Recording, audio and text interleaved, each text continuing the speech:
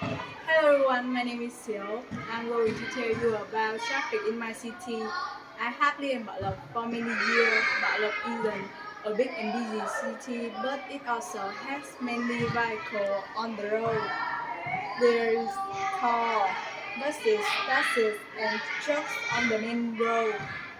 The many people like using by motorbike. Almost every family has a motorbike. Traffic jam is often at about 7 a.m. and 5 p.m.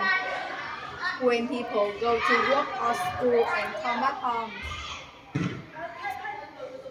There sometimes there are many accidents on the road. Therefore, to reduce this problem, we need over traffic rules. Bye bye.